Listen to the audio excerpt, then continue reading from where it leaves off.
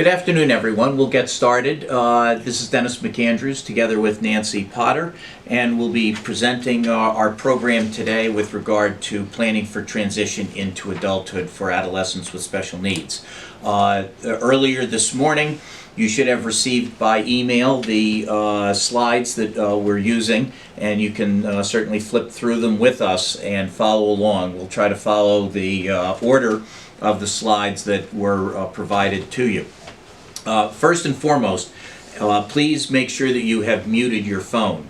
While we're all interested in what goes on in your offices or households, maybe not everyone would like to hear that as background. So just please be sure to mute your phone, and we would all appreciate that. And we will try to keep this to a 1-hour session. We know this is a busy time in education for everyone. It's certainly a busy time in education for us at McAndrews Law. We, of course, provide free special education consultations, and this time of year we obviously see a real uptick in parental concerns. So we recognize the importance of everyone's time, and we'll try to keep it to an hour. We'll also invite you to watch through our email broadcasts for future teleconferences not only in our work in special education, but in our work in estate planning, special needs trusts, and elder law. We provide these teleconferences frequently and expect to be providing them even more frequently in the future. I'm thrilled to have Nancy Potter here with me today, who is our lead special education attorney in our new Pittsburgh office, where she's working with Jillian Sachs, who is our estate planning and special needs trust attorney in our Pittsburgh office. Nancy comes to us having most recently worked at the Office of Civil Rights in Philadelphia, and prior to that in the Ed Law Center and other child center organizations in Pittsburgh. So we are thrilled to have Nancy and Jillian with us. Today we are going to begin with school district transition planning under IDEA. Historically, transition planning has been a poor stepchild of the IEP process. In 1999, the federal law changed to require much more robust transition planning and transition assessment and community-based interventions for children with disabilities who required those transition services. And this has been a slow process to develop, but we're seeing more and more as we, as a society, recognize the importance of using those final high school years as the groundwork to allow children with disabilities to have a meaningful entry into post-secondary education, vocational opportunities, or work opportunities. The first regulation that we will look at is 300.43, transition services, which is the real definition of it. And I think it's important for all of us to have a very clear understanding of what the federal law requires for transition services, because sometimes I think all of us tend to think of it in a very generic kind of way, but at the same time, when Congress changed the law to require and specify these transition services, it was fairly detailed. So what we see, the transition means a coordinated set of activities. And that word coordinated is really very important.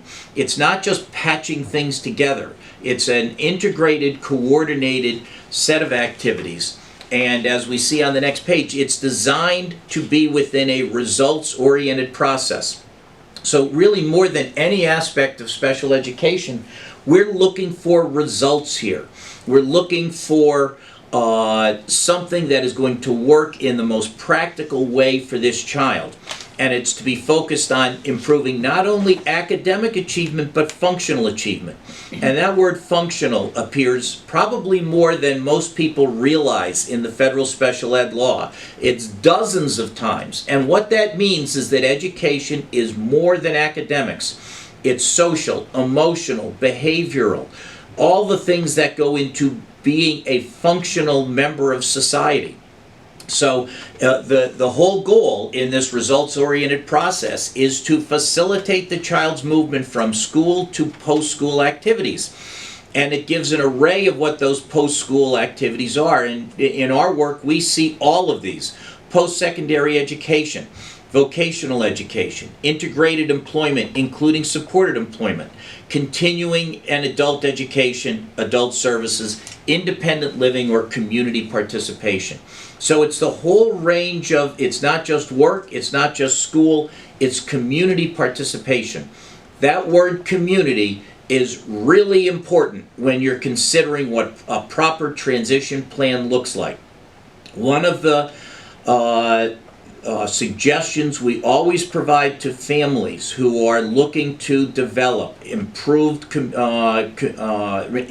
transition programs is to find an employer in the community with whom they are familiar, who they work with, or from whom they purchase goods or services, to see if that employer will allow their child to spend some time in that business in the final years of high school. And that's not just dropping them like a pod into some workplace. It's with a job coach. It's with an aide if necessary.